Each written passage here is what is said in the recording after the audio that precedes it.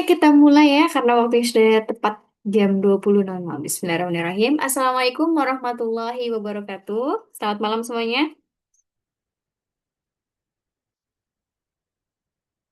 Oke, hari ini ada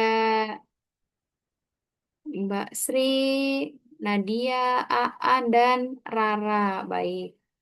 Izin off kamera sedang sakit. Oh, semoga cepat sembuh ya bagi yang sakit. Bagi teman-teman yang sedang bekerja, silakan dilanjutkan pekerjaannya. Cuman usahakan dengarkan ya materi ibu nanti. Dan bagi teman-teman yang sedang apa ya, free misalnya, boleh on cam juga boleh ya. Atau on cam pas di akhir sesi aja juga boleh. Oke, kita mulai aja ya teman-teman ya. Terima kasih banyak pada seluruh mahasiswa yang hadir tepat waktu di web kita yang ketiga ini, yang terakhir ini. Semoga 1 jam ke depan kita diberikan kemudahan ya untuk belajar bersama. Seperti biasa, Ibu akan membagi 2 sesi dalam setiap web ya. Sesi pertama, kita akan membahas materi dulu. Ada 2 materi yang akan Ibu bahas ya. Kita bahas semua. Lalu yang sesi berikutnya kita akan review tugas. Teman-teman yang sudah mengumpulkan tugas, terima kasih banyak. Keren tugasnya, ada yang nilainya sempurna, ada yang masih belum sempurna, tidak apa-apa. Karena ini adalah pembelajaran ya, tempat kalian belajar, tempat kalian itu melakukan kesalahan dalam pelajaran maksudnya ya, itu boleh di kelas. Tapi sebisa mungkin nanti dibetulkan lagi sesuai dengan koreksian yang Ibu berikan, supaya mendapatkan nilai yang sempurna, seperti itu. Oke teman-teman, sebelum kita memulai tuh kita hari ini, seperti biasanya kita berdoa terlebih dahulu sesuai dengan agama dan keyakinan masing-masing. Berdoa dimulai.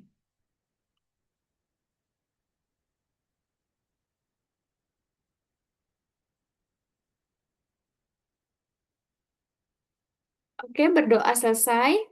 Kita langsung saja ya teman-teman ya.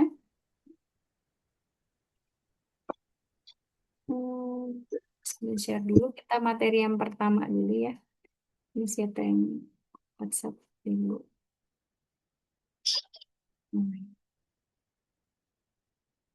Pertama itu sesi persediaan dulu ya. Oke. Ish.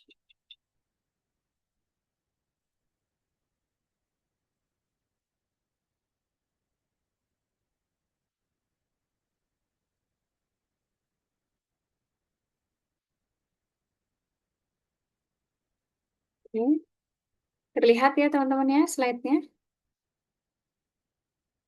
Oke, materi yang akan kita bahas semua, ya, terlihat ya teman-teman ya. Oke, persediaan. Nah, persediaan atau inventory bahasa Inggrisnya, inventory.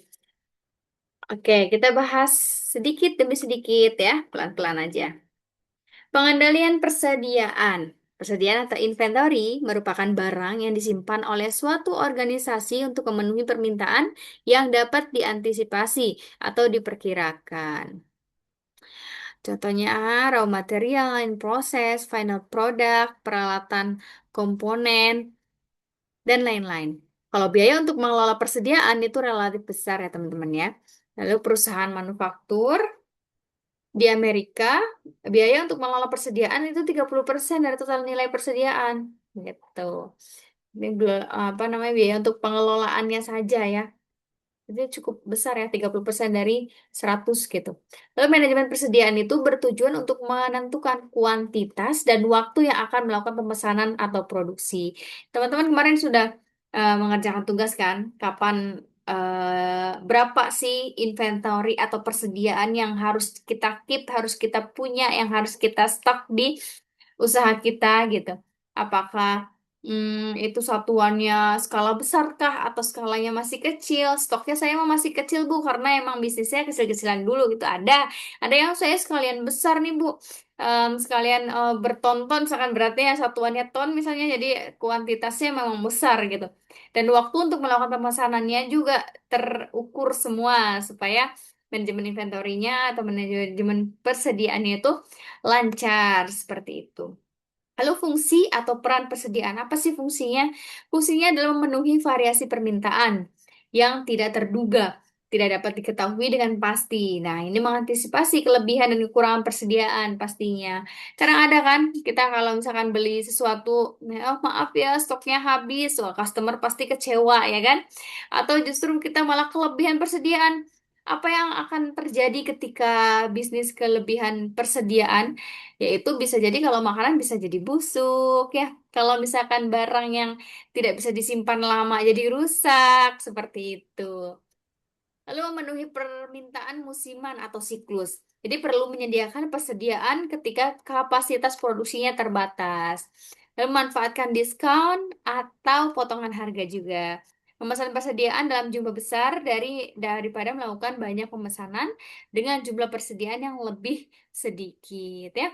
Menghindari biaya yang lebih besar yaitu biaya untuk mencari pengganti persediaan ketika stok tidak ada persediaan lebih besar daripada biaya penyimpanan persediaan. Jadi kita tuh menghindari biaya yang lebih besar ya, karena biaya untuk mencari pengganti persediaan itu atau kita misalkan habis stoknya itu akan jauh lebih besar daripada kita menyimpan persediaan yang biasa kita save gitu, kita punyai gitu ya. Itu berbeda gitu. Misalkan kita jualan apa ya? Orang jualan misalnya roti. Nah, saat itu juga misalkan roti bakar, selai yang biasa digunakan itu habis, stoknya habis. Kak. Eh, sedangkan di saat itu customer-nya sedang banyak-banyaknya. Sayang kan kalau misalkan kita bilang, oh habis maaf ya, kita tutup ya, sayang. Misalkan udah ngantri panjang gitu. Jadi gimana strateginya? Strateginya membeli selai yang ada di sekitar usaha kita misalnya ya langsung kan cari itu selainya roti bakar selai roti di sekitar toko di situ misalnya dan saat itu menemukan selai yang harganya lebih mahal daripada yang biasa digunakan di stok kita misalnya kayak gitu jadi itu menghindari biaya seperti itu gitu jadi kita harus menakar ya menakar kan teman-teman juga sudah ini juga ya kemarin mengerjakan tugas bagaimana tentang persediaannya, strateginya seperti apa gitu. Udah dilakukan semua bagus-bagus ya jawabannya. Ada yang bagus, ada yang masih kurang gitu ya biasa lah itu ya. Lanjut, biaya dalam persediaan. Jadi biaya penyimpangan atau holding cost atau carrying cost biasa biaya untuk menyimpan atau membawa persediaan itu contohnya Pepsi-nya bukan naik nih. Hmm? Pepsi kok ini bukan naik nih. Hah? Waktu Pepsi kan bukan like nih. Apa naik nih? maaf ya kita unmute dulu. Biaya penyimpangan holding cost atau carrying cost ya. Jadi biaya untuk menyimpan atau membawa persediaan. Contohnya apa? Biaya penerangan, pemanasan, pendinginan ya. Kalau itu frozen food misalnya keamanan. Kalau itu barangnya memang barang berharga gitu ya, barang yang memang jualannya tinggi, itu harus keamanannya harus ketat. Penyimpanan, catatan juga, pajak, asuransi dan lain-lain. Lalu biaya penyimpanan biasanya dihitung dari persentase nilai barang dinyatakan dalam persatuan biaya per unit untuk suatu periode waktu. Contohnya apa? Ada nilai barang per unitnya misalnya harganya $100. Hanya itu 5% dari unit per tahun. Nah, ini nih. Maka biaya penyimpanannya bagaimana caranya? Nah, ini caranya adalah holding cost. H, holding cost ini sama dengan H ini harga persenan ini ya dikali dengan harga nilai barang per unitnya $100 ini jadi $5 per unit per tahun ini namanya holding cost-nya gitu biaya penyimpanan ya cara mencari biaya penyimpanan lalu biaya persediaan ada juga biaya persediaan loh jadi biaya persediaan ini biaya pemesanan ada ordering cost biaya yang dilakukan untuk mengisi kembali persediaan yang disimpan ada fixed dan variabel. Ordering cost, biaya pemesanan tidak tergantung pada jumlah unit yang dipesan atau fix ya. Ada procurement cost, jadi biaya pemesanan yang tergantung pada jumlah unit yang dipesan, variabel. Ya. Lalu contohnya. Iya, tapi tak lagi kan. Enggak, soalnya lah. Enggak, iya kan. Oke, lanjut. Contohnya apa? Ada biaya pesan melalui telepon, surat, fax, gitu ya. Biaya transportasi atau pengiriman inspeksi. Lanjut ya, biaya persediaan. Biaya kurangan ada storage cost. Biaya yang terjadi ketika persediaan tidak dapat memenuhi permintaan. Akibatnya apa? Kehilangan penjualan. Ya tadi ya kalau misalkan kita nggak punya masih kekurangan ya, ada laba pelanggan. Bentar ya teman-teman.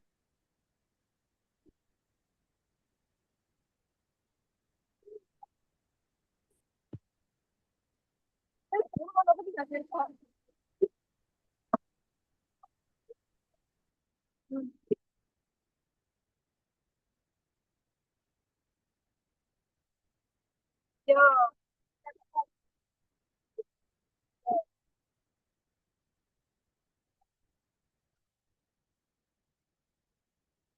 ya soalnya itu. Oke, kita lanjutkan. Maaf ya teman-teman ya, masih ada something tadi. Kok tanam Hmm. tinggi lo ya? Ini siapa nih ya yang masih Itu itu. Kok bersuara? dibilang ya? Oke. Oke, sampai ini ya, shortage.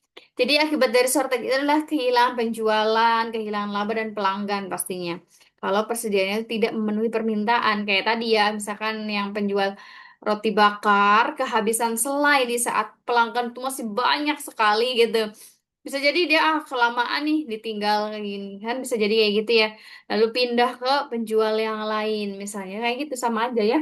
Terjadi penundaan proses produksi untuk permintaan yang bersifat internal atau persediaan yang digunakan untuk proses produksi, mengeluarkan biaya pemesanan khusus.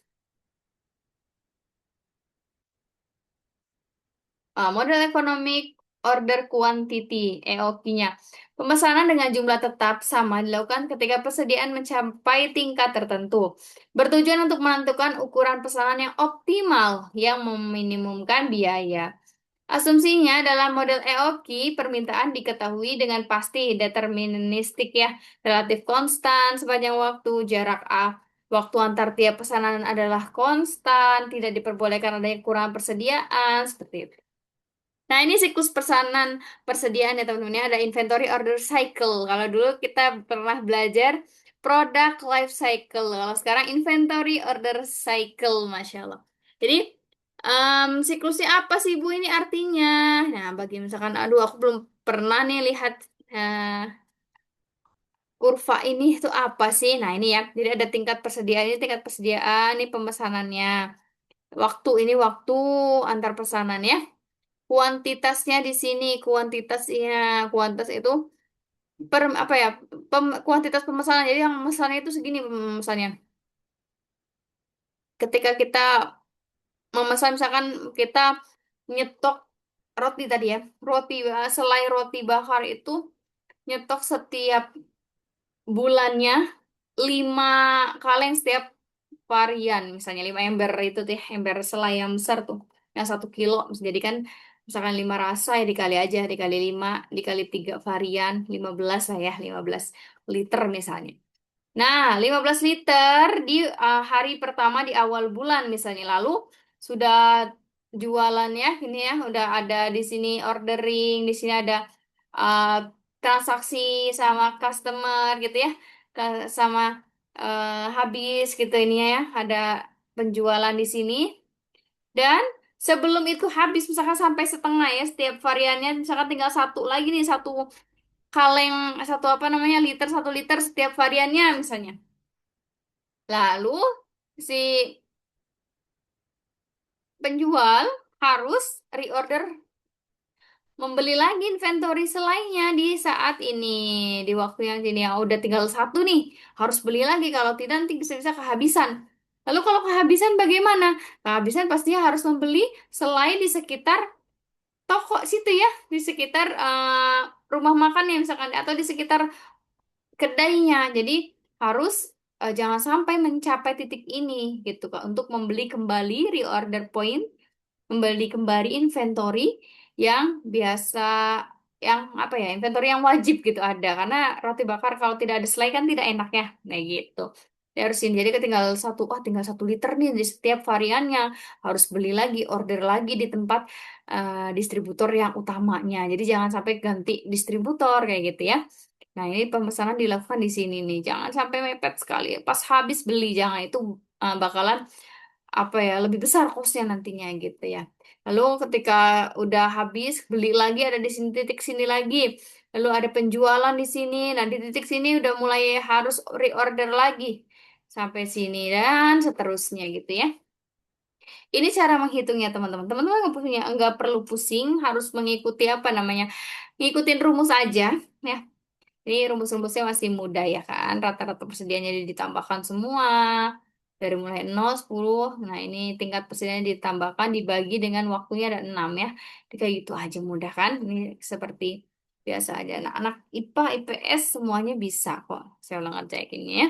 Dengan rumus-rumus. Tinggal masuk-masukin ke rumus aja sebenarnya kalau ini ya. Nah, ini model EOKI nih, biaya total cost, ini ada holding cost, ini ada ordering cost, juga ini kuantitas pemesanannya, kuantitinya, gitu. Ini juga cara menghitung Q optimal, masih mudah ya. Walaupun akar-akaran juga masih bisa, tinggal masuk-masukin aja ke rumusnya gitu angka-angkanya. Misalnya ada studi kasus, gitu ya. Nah, ini studi kasus nih. Sebuah supermarket menyediakan makanan sereal. Permintaannya tuh 4.000 kotak per tahunnya. Per tahun itu ada 365 hari. Supermarket tersebut mengeluarkan biaya $60 setiap melakukan pemesanan. Dan dibutuhkan $0,8 tiap kotak per tahun untuk menyimpannya. Waktu yang dibutuhkan untuk menerima pesanan adalah 4 hari saja. Oke. Tentukan ukuran pemesanan optimalnya dan minimum total biaya relevan persediaannya. Nah, ini boleh dihafalkan ininya ya, rumusnya barangkali keluar pas ujian gitu kan. Nah, ukuran pemesanan optimalnya, Q-nya berarti kan 2 kali angka, ini rumusnya ya, per H. Tinggal masukkan lagi angkanya, 2 kali 4.000 tadi ya. Nah, totalnya 60-nya adalah K-nya, H-nya 0,8. Jadi totalnya 774 dibulatkan jadi 775 gitu. Minimum totalnya berapa? TC-nya sama dengan H, Q per 2, K, A, Q. Ini dari mana, Bu? Ini rumusnya. Jadi tinggal masukin aja angkanya 0,8. Ini Q-nya kan tadi 775. Bagi 2, ini udah rumus ya, plus 6, K-nya 60. Nah, K-nya 60 kan sini. Nah, A-nya itu 4.000 tadi ya. Terlalu Q-nya dari sini 775. Digabung jadi 619. Lalu kalau menghitung reorder point bagaimana, Bu? Nah, dalam situasi yang realistis, penerimaan pemesanan membutuhkan waktu. Pemesanan dilakukan ketika tingkat persediaan mencapai R, reorder point. R itu lead time dikali dengan demand per harinya. Jadi R-nya itu L A per hari dan 1 tahun. L A 365. Ini rumus-rumusnya boleh nanti dibaca-baca lagi ya. Nah, ini ada studi kasus, boleh dibaca ya. Kita percepat aja karena masih ada materi berikutnya. Ini juga sama, bisa dibaca-baca barangkali nanti keluar pas ujian ya teman-teman ya. Hafalkan studi-studi kasus ini. Oke, kita lanjutkan dulu ke materi berikutnya ya. Screen share dulu. Lanjut, udah banyak ya yang hadir, 16. Kita lanjut ke materi yang kedua, yaitu SCM ya, Supply Chain Management.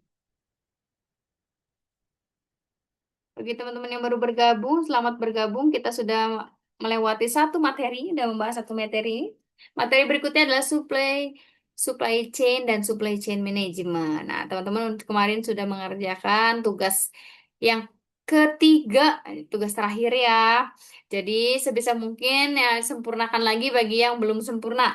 Bagi yang sudah sempurna, terima kasih banyak, kalian luar biasa sekali. Nah, berarti menyimak apa yang Ibu sampaikan selama ini gitu. Jadi bagus ya, sesuai dengan apa namanya, kriteria penilaian seperti itu ya teman-teman ya. Oke, lanjutkan supply chain dan supply chain management. Jam berapa sekarang? 20.19. Oke, masih cukup ya. Supply chain jaringan perusahaan-perusahaan yang secara bersama-sama bekerja untuk menciptakan dan menghantarkan suatu produk ke tangan pemakai akhir. Perusahaan-perusahaan tersebut termasuk supplier, pabrik, distributor, toko atau retail, serta perusahaan pendukung seperti jasa logistik. Ya, supply chain management itu apa? Jadi upstream supply chain itu transaction between an organization. Jadi ada rangkaian atas gitu.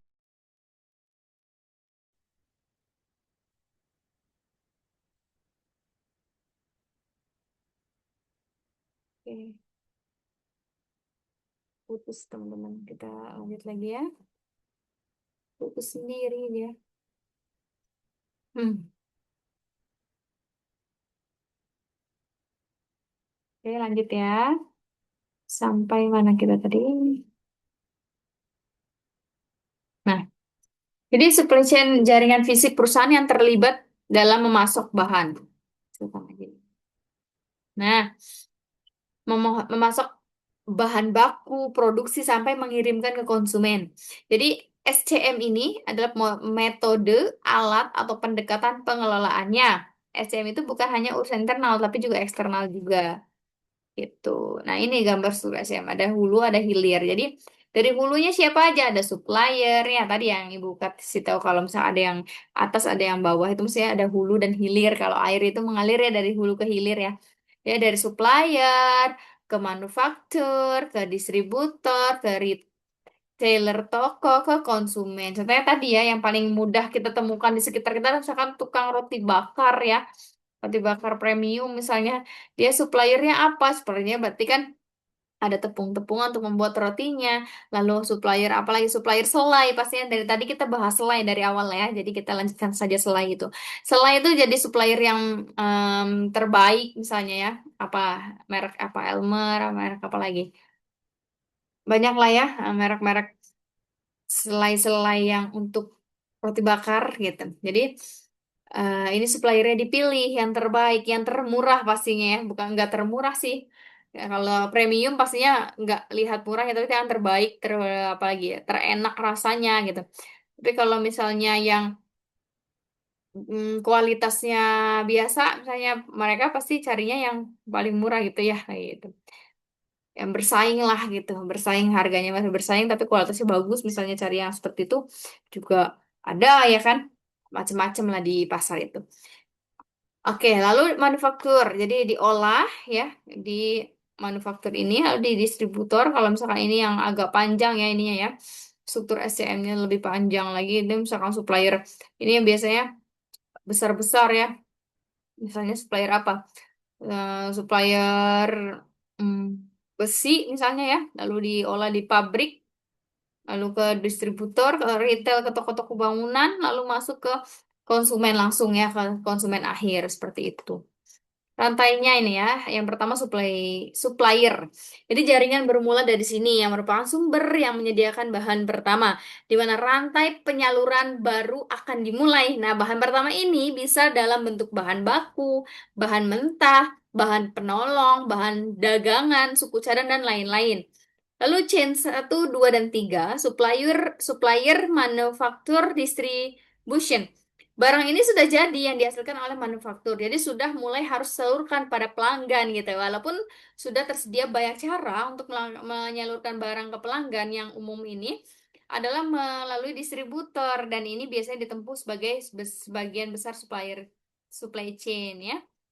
Kalau yang 1, 2, 3, 4 kayak gimana, Bu? Nah, ada retail outletnya di sini bedanya nih, teman-teman. Jadi, pedagang besar biasanya mempunyai fasilitas gudang sendiri ya kan, dan dapat menyewa dari pihak lain juga. Gudang ini digunakan untuk menyimpan barang sebelum disalurkan lagi ke pihak pengecer. Nah, di sini ada kesempatan untuk memperoleh penghematan dalam bentuk jumlah inventorisnya dan biaya gudangnya dengan cara melakukan desain kembali pola pengiriman barang baik dari gudang manufaktur maupun dari ke toko pengecer. Ada 1, 2, 3, 4, 5 ya. Terakhirnya ada customer. Jadi langsung ke tangan akhir ya, atau customer ya. 3 hal yang dikelola oleh SCM apa aja, Bu? Yang pertama, aliran barang dari hulu ke hilir. Contohnya bahan baku yang dikirim supplier ke pabrik. Setelah itu diproduksi. Setelah selesai, dikirim ke distributor. Lalu ke pengecer, kemudian ke pemakai akhir. Gitu ya. Aliran uang dan sejenisnya mengalir dari hilir ke hulu.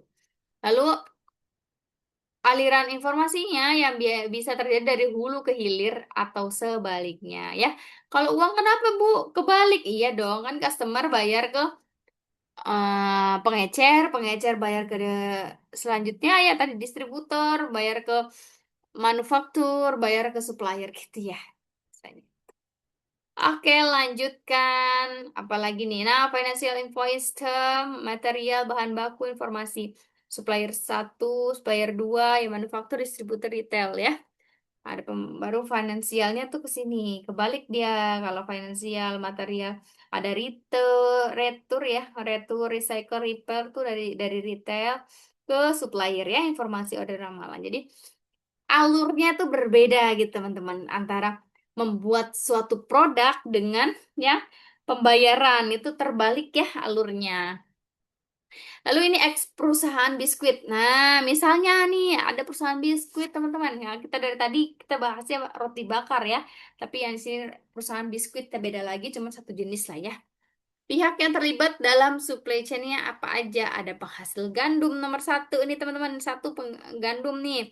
Yang dua ada tebu, yang ketiga ada garam, yang keempat aluminium. Lalu yang lima apa? Pabrik tepung terigu. Yang keenam apa? Pabrik gula. Yang ketujuhnya distributor garam. Yang kedelapannya pabrik kaleng. Lalu ke sembilan. Sembilan ini pabrik biskuitnya. Itu ya. Ke sepuluh, 10 itu distributor biskuit. Yang 10 juga sama distributor biskuitnya. 11 ya Pak, supermarket. Jadi kita nomor berapa? 12. Misalnya ya, 12 itu misalkan customernya. Customer kita belinya kemana? Pasti ke supermarket dong. Nggak mungkin kita langsung beli ke penghasil gandum. Belum mateng dong ya kan? Atau malah kita mau langsung ke pabrik ya. Kalau kita distributor atau kita emang punya toko besar, nggak masalah ya. Kalau kita retail kecil belinya satu, nggak mungkin dong belinya di pabrik gitu. Definisi dan tujuan SCM. Definisi oleh Council of Logistic Management. Supply chain management adalah sistematis koordinasi strategis dari fungsi bisnis tradisional dalam perusahaan tertentu ya. Perusahaan yang berada dalam supply chain ini pada intinya memuaskan konsumen dengan bekerja sama, membuat produk yang murah, mengirimkan tepat waktu dan kualitasnya yang bagus. Masya Allah. Jadi lengkap sekali, udah mah murah ya, mengirimkan tepat waktu, kapasitasnya, kualitasnya bagus lagi. SM fokus pada efisiensi integrasi supplier perusahaan, gudang, pasar, dan mendistribusikan barang dengan jumlah yang tepat, lokasi yang tepat, waktu yang tepat. Untuk apa? Meminimalkan total biaya dan memenuhi kebutuhan pelanggan. Seperti itu. Sebentar ya, ada ini.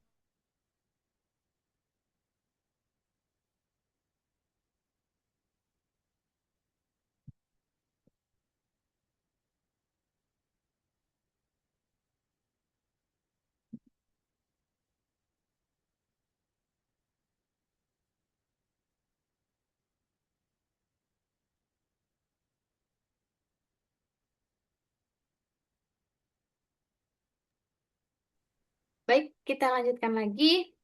Kegiatan merancang ini area cakupan SCM nih. Kegiatan merancang produk baru yang pertama ya, lalu kegiatan mendapatkan bahan baku, lalu merencanakan produksinya, lalu melakukan produksi dan melakukan pengiriman. Nah, ini bagiannya nih teman-teman. Dari bagian cakupan kegiatan lain ada pengembangan produk, ada pengadaan ya, perencanaan pengendalian, produksi dan distribusi. Ini teman-teman, tier 1 3 supplier nih ada S3 supplier ke supplier yang kedua ke supplier yang pertama ini melalui ada yang melalui pesawat ya misalnya lebih cepat ya ada yang bus truk misalnya ya lalu ada juga yang kereta lewat kereta banyak juga jadi ke warehouse, ke pabrik, lalu pabrik juga informasi oh semuanya sudah siap nih katanya. Oke, kita masuk ke distributor. Distributor yang pertama kan di wilayah Jakarta, di wilayah Bogor, di wilayah apalagi Bandung ya, di Tangerang misalnya. Jadi semuanya dikirim ke distributor-distributor.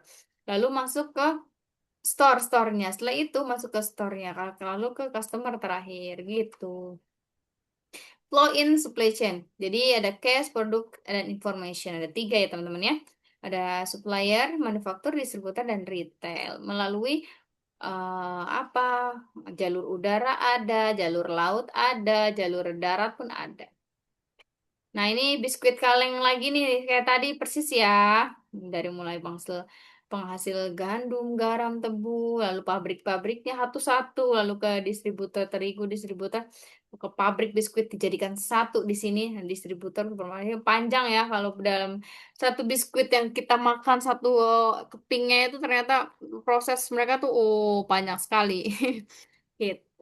Nah, ini pendekatan SCM-nya in push system. Work release is based on downstream demand forecast. Jadi keep inventory to meet actual demand juga. Jadi kita apa ya, menahan inventory itu untuk kita supaya tahu permintaan asli kita tuh berapa sih kayak gitu. Jadi kayak tadi ya sama ya di pendekatannya itu. Nah, ini push sistemnya supplier, manufaktur, distributor, retail, dan customer sama ya ininya alurnya seperti ini. Oke, kalau ini pull sistemnya tuh terbalik kalau ini. Lalu ini strategi sumber rantai pasokan. Ada banyak pemasok menjalin hubungan banyak supplier. Kalau sedikit pemasoknya, perusahaannya hubung jangka panjang nih. Kalau sedikit ya, kita harus setia gitu menjaga komitmen. Lalu ada integrasi vertikal, integrasi maju mundur gitu. Jaringan Keiretsu.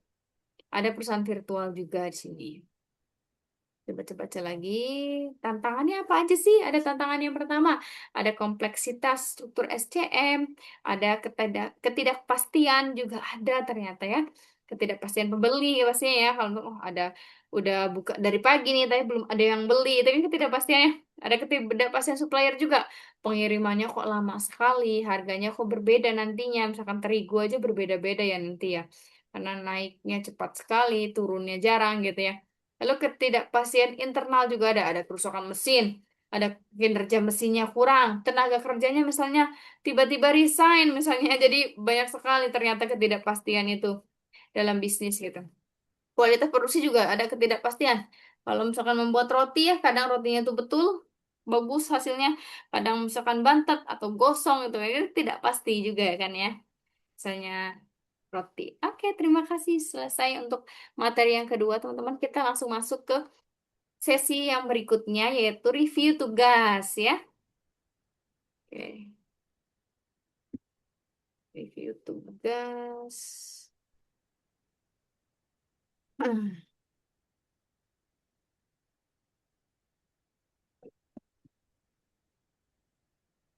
Tugas Ibu sudah siapkan. Nah, ini.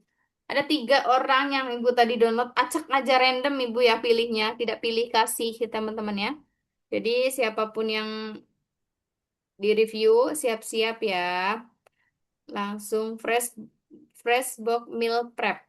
Siapa namanya? Sari Prihartanti. Boleh kalau ada mahasiswa atas nama Sari boleh bersuara ya.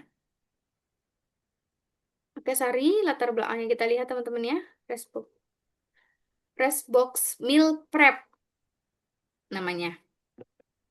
Bagaimana kualitas, bagaimana mengendalikan kualitas, dijaga sepanjang proses produksi, rantai pasoknya bagaimana, strategi pengelolaan persediaannya bagaimana, peramalan permintaannya, perencanaan agregatnya lengkap ya. Kita lihat rumusan masalah dan tujuannya juga. Oke, jawaban dari si rumusan masalah bagus. Lalu perencanaannya bab 2-nya tentang perencanaan oke, pengertian masing-masing ini ya bagus ya. Nah, pengertiannya ya teorinya. Oke. Lalu manajemen rantai pasok, pengertian rantai pasok. Oke, ini ya alurnya, sistem pengadaannya ada, sistem pengadaan bahan bakunya ada, strategi pengelolaan ini bagus ya, tidak ada poin-poin yang seperti biasanya. Ini semuanya terjabarkan menjadi kalimat-kalimat saja seperti yang Ibu minta dari awal ya, teman-teman bagus nih. Boleh dilihat teman-teman contohnya seperti ini, teman. Nah, peramalan permintaan kayak gini ya. Bagus. Oke, ini peramalan aja berapa aja bebas namanya juga meramalkan ya. Bebas saja boleh 300 porsi, 400 porsi bebas. Perlamanan. Oke, berdasarkan hasil permintaan 6 bulan ke depan.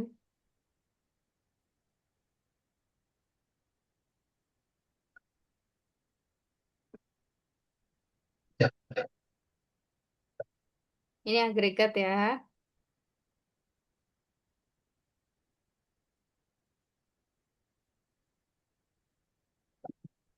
Makanan beku siap saji. Oke. Nah, daftar pustakanya boleh nomor satu adalah dari modul UT dulu ya. Baru deh yang lainnya boleh yang dari mana-mana. Oke, sudah bagus ya. Sari Prihartanti. Bolehlah. Oke, bagus. Lagu selanjutnya adalah Zaskia. Kita lihat Zaskia juga rapi ya, teman-teman. Kata pengantar ada. Oh, kita langsung pendahuluan. Kita lihat rumus masalahnya. Mengembangkan standar prosedur pengendalian mutu. Rantai pasok. Memprediksi produk secara logis. Mengembangkan rencana produksi. Oke, masuk ya. Sesuai dengan ini ya tugas ya. Aliran bahan bakunya ada yang di pembahasannya. Masih banyak poin-poin nih teman-teman nih. Nah, Ibu bilang poin-poin seperti ini jangan hilangkan. Ini seperti ada di PowerPoint ya. Hilangkan ya namanya siapa tadi? Siapa tadi? Nama Saskia ya, kalau nggak salah Saskia. Saskia silahkan perbaiki, tidak usah menggunakan poin-poin. Langsung saja kalimat-kalimat seperti tadi ya, punya Sari. Itu udah lengkap. Ya, cuman perbaiki lagi boleh biar dapat nilai sempurna. Ya, daftar pustakanya boleh tambahkan lagi.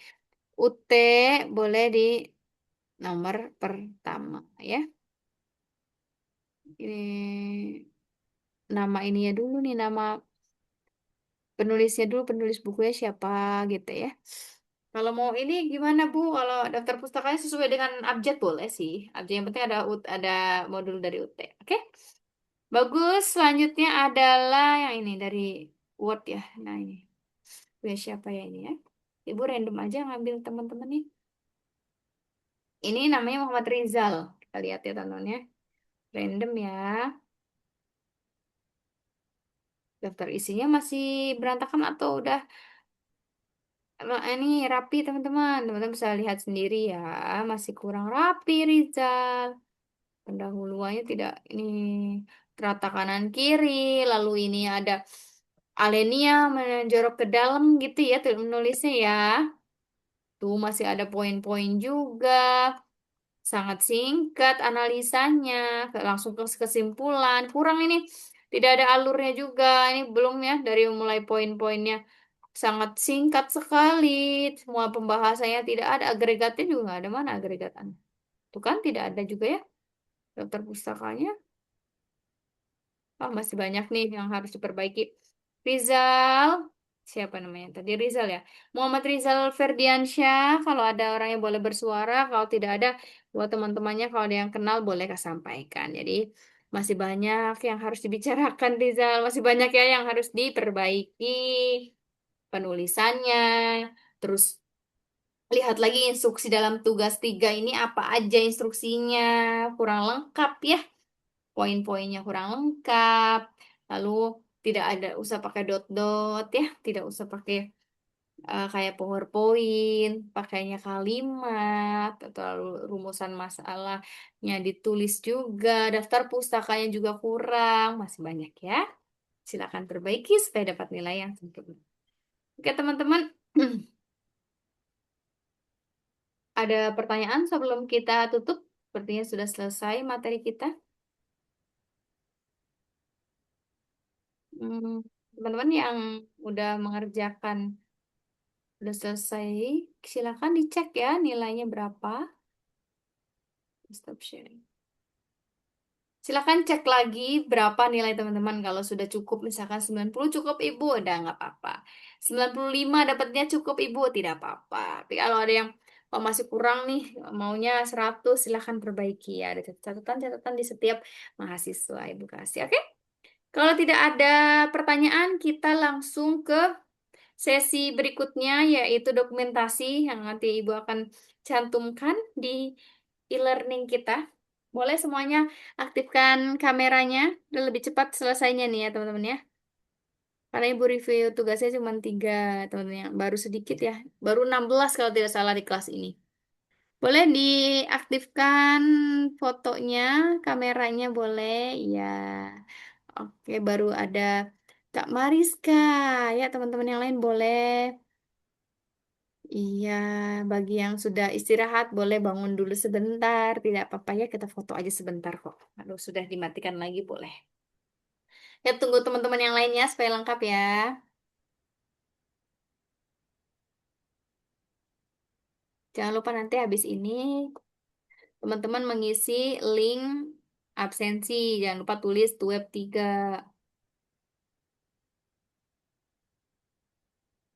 Ada yang tidak bisa apa? Tidak bisa masuk Zoom? Hmm,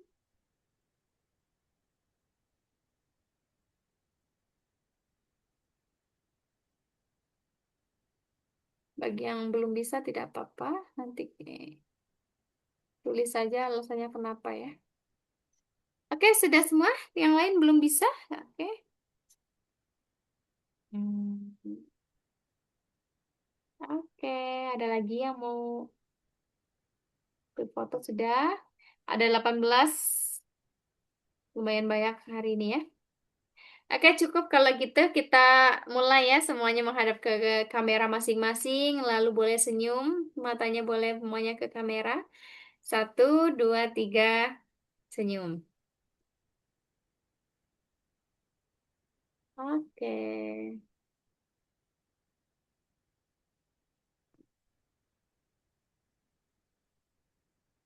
oke, sudah di capture.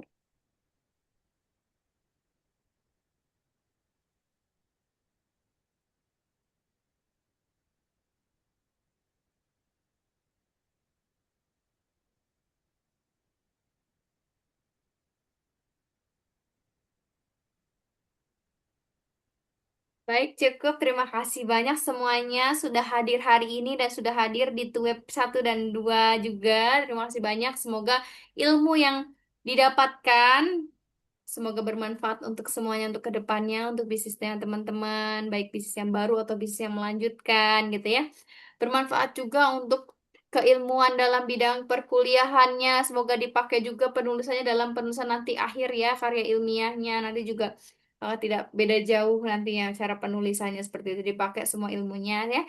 Semoga bermanfaat. Mohon maaf jika banyak kesalahan yang Ibu lakukan selama ini, baik itu perkataan atau perbuatan yang Ibu pernah lakukan ya, mohon maaf sebesar-besarnya. Semangat untuk UASnya nanti karena ini pertemuan yang terakhir ya ke-8, jadi teman-teman nanti menghadapi UAS. Wah, dan semoga sukses UASnya. Insya Allah tidak susah ya kalau teman-teman udah sering mengerjakan tugas itu tidak jauh dari situ gitu. Materi juga teman-teman kalau udah sering membacanya juga tidak jauh dari situ. Oke, Ibu akhiri perkuliahan kita atau tuh kita hari ini yang ketiga dengan baca hamdalah bersama-sama bagi yang muslim. Alhamdulillahirrahmanirrahim. Dan salam dari Ibu. Assalamualaikum warahmatullahi wabarakatuh. Selamat malam semuanya. Terima kasih, Bu. Waalaikumsalam warahmatullahi wabarakatuh. Selamat malam.